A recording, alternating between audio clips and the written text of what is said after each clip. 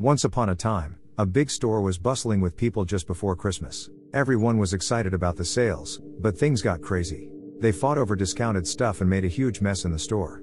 After a while, a family returned home from shopping there. There was Max, a boy who really believed in Santa Claus, and his sister Beth. Their mom and dad, Tom and Sarah, were there too, along with Tom's mom, Omi, who mostly spoke German. Max was all about Christmas magic, but the rest of the family didn't really believe in it. Max tried to get everyone into the holiday spirit by suggesting they watch Christmas movies or wrap presents together. But Tom, Sarah, and Beth were all caught up in their own things, not really feeling the Christmas vibe. So, after Max's disappointment, Omi steps in to try and make things better. She suggests he writes a letter to Santa Claus, hoping it might help. Soon after, Sarah's family shows up to join in the Christmas celebrations. There's Sarah's sister Linda, Linda's husband Howard, and their kids Howie, Stevie, Jordan, and little Chrissy. Oh, and not to forget their feisty Aunt Dorothy and their bulldog Rosie. Here's the tough part. Max's family isn't too thrilled about Howard's family coming over. It seems like whenever they visit, there's always some kind of trouble. And Max, he's really keen on keeping up their family traditions, but with all the tension between everyone, the Christmas cheer starts to fade away. During a big dinner gathering, things take a turn. Max's cousins, Stevie and Jordan, start teasing him about still believing in Santa Claus. To make it worse, they even read aloud his heartfelt letter to Santa. Max can't hold back his feelings. He gets upset, ends up arguing with them, and blurts out that he hates his whole family and even Christmas itself. When Max reads his letter again, his dad, Tom, senses his distress and rushes in to offer comfort. He shares some heartfelt words, telling Max that no matter the trouble, loving your family is crucial. But Max, still boiling with anger, rips up the letter and tosses it outside into the wind. In an unexpected turn, the letter seems to take flight, carried away by the swirling winds, triggering a colossal blizzard that plunges the town into darkness, cutting off the power. The next day, the situation worsens as the blizzard intensifies. Amidst this wintry chaos, Max notices something peculiar. An enormous sack materializes at their doorstep, seemingly out of thin air. While deliberating their next move, Beth ventures out to check on her boyfriend a few blocks away. But as she traverses the snowy path, the weather takes a sudden turn for the worse, and a looming horned figure begins to chase her. In a frantic bid to escape, Beth dashes for cover beneath a delivery truck. But the ominous creature leaves behind a jack-in-the-box that springs to life, menacing her, and creating the appearance of her demise. Back at home, Max notices an unsettling increase in the number of snowmen around their property. Meanwhile, Tom and Sarah anxiously peer out the window, worried sick about their missing daughter. Tom, desperate to find Beth, seeks Howard's aid in scouring the area using Howard's car. However, Omi strongly opposes Tom leaving, concerned for their safety in the treacherous conditions. Ignoring her plea, Tom and Howard brave the perilous snowy night. Their journey takes an eerie turn when they stumble upon an abandoned snowplow obstructing the road, evidence of a violent encounter. Howard, sensing danger, arms himself with his gun. Upon reaching their destination, they discover Beth's boyfriend's house in ruins, the chimney torn apart, and ominous hoof-like marks scattered inside the house. As they make their way back to the car, a lurking snow monster hidden within the snow suddenly lunges at Howard, catching him off guard. Acting swiftly, Tom intervenes and saves Howard by firing his gun at the creature. Despite the close call, they realize their car has been wrecked, leaving them with no choice but to trek back on foot. Upon their return, Tom tends to Howard's wound, while the adults usher the kids and the elderly into the kitchen to discuss the harrowing encounter. Omi, in her wisdom, urges Tom to ensure the fire remains ablaze.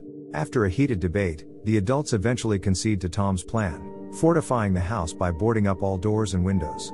Exhausted and wary, they try to settle in for the night, with Howard volunteering to keep watch.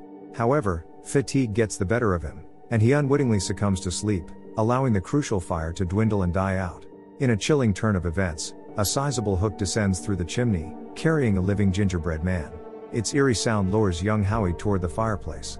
Curiosity gets the better of him, and he takes a small bite, awakening the gingerbread man to life. Swift as lightning, it ensnares Howie, dragging him upwards through the chimney despite frantic attempts to rescue him, triggering a desperate struggle to free Howie. Despite their determined efforts, they fail, and Howie is wrenched from their grasp. Amidst the chaos, a fire log gets inadvertently kicked, igniting the tree and presents, fueling the panic. Tom swiftly commands Max to grab a fire extinguisher to douse the spreading flames. It's then that Omi finally reveals the haunting truth. The malevolent force hunting them is Krampus, an ancient and vengeful spirit that punishes those who have lost the true essence of Christmas. Omi unfolds a haunting tale from her past, recounting the bleak times during the war in Europe when her family and community succumbed to the hardships, losing their cherished Christmas spirit. She shares the heartbreaking moment when, in despair, she wished her family away, inadvertently summoning Krampus, a being who punishes those bereft of festive joy. Krampus and his cohorts dragged her entire family into the underworld, leaving Omi behind with a bell bauble bearing his name as a stark reminder of the consequences when Christmas spirit fades. Despite Omi's unsettling revelation, skepticism lingers within the family, particularly with Howard, determined to seek out Howie and Beth alone.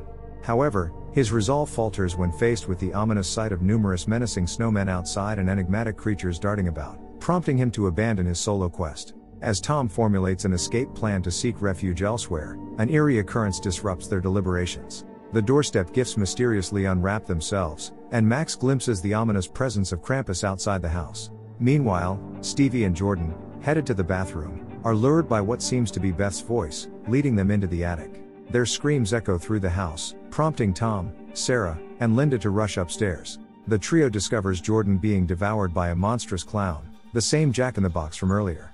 Initially overwhelmed by the onslaught of living toys, a fierce Linda manages to repel them after finding Stevie near the grotesque clown, which scurries away into the air duct. Simultaneously, Howard investigates a strange noise emanating from the kitchen. In a sudden assault, Howard becomes the target of a nail gun barrage, discovering a menacing group of gingerbread men. Swiftly defending himself with a wooden board, he retaliates with shots from the gun, but it's Rosie, the bulldog, who arrives just in time to eliminate the gingerbread assailants. Reunited downstairs, they attempt to track down the monstrous clown.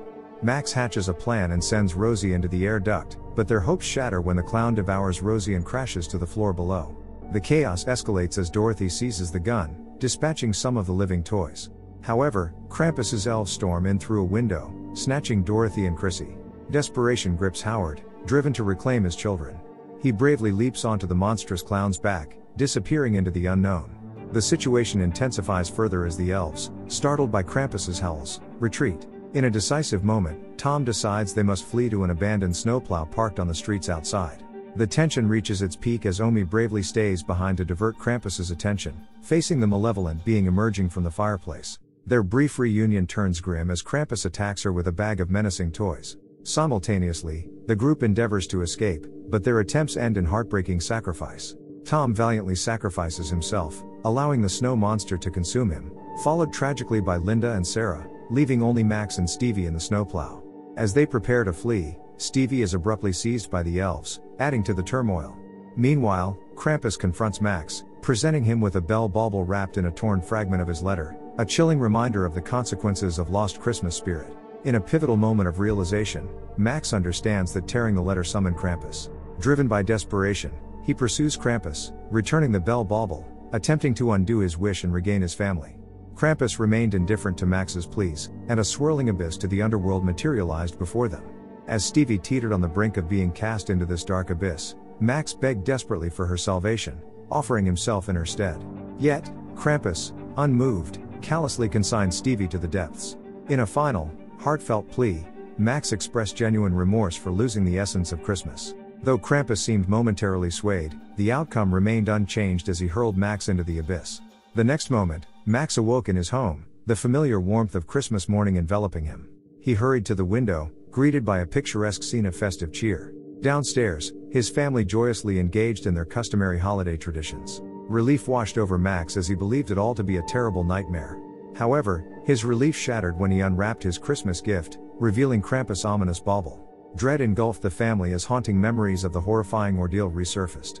The camera panned out, revealing a haunting truth. They were all imprisoned within an eternal, mystical snow globe, trapped alongside countless others in the underworld's vast collection.